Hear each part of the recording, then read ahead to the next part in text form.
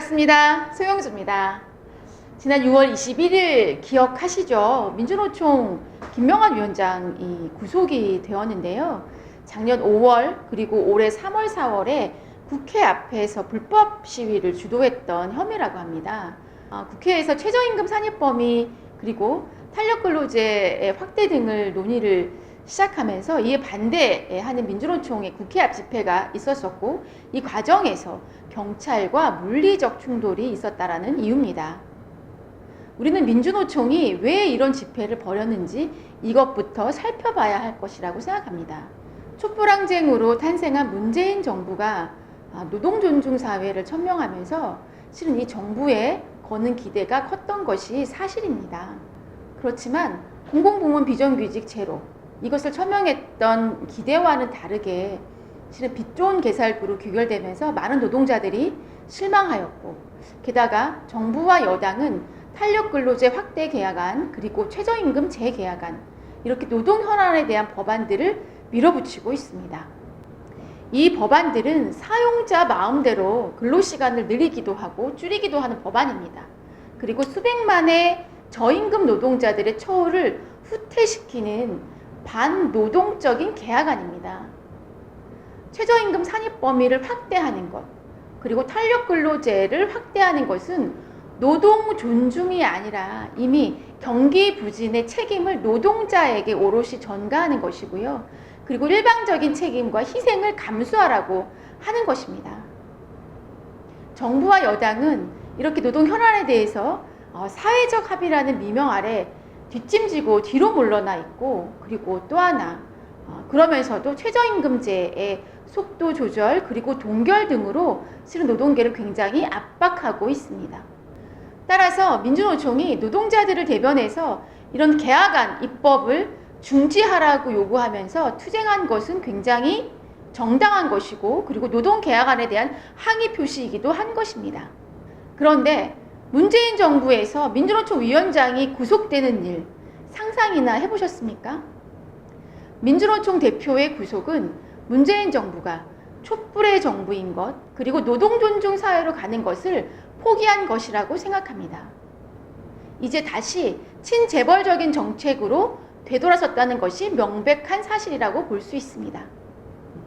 청와대와 민주당이 뭐라고 변명을 하던 간에 이 책임을 회피할 수가 없습니다. 그리고 본질을 가릴 수도 없습니다. 청와대와 여당이 가뜩이나 민주노총과의 관계가 더 소원해지지 않을까 우려하는 보도가 나오던데요. 실은 이거는 굉장히 웃기는 소리입니다. 특히 6월 국회 개원을 앞두고 민주노총 위원장을 구속했다는 것에 대해서 우리는 주목해야 된다고 생각합니다. 민주노총의 반대와 저항을 차단하고, 그리고 노동법을 개혁하려는 신호탄이고, 그리고 사전 조치에 다름이 없습니다. 지난 17일 재벌의 대표라고 불리는 박용만 대한상공회의소 회장은 5당 원내대표를 모두 만났습니다. 두 가지 이야기했습니다. 국회를 빨리 개원해 줄 것, 그리고 재개에 대한 지원을 해줄 것, 이것을 촉구했다고 합니다.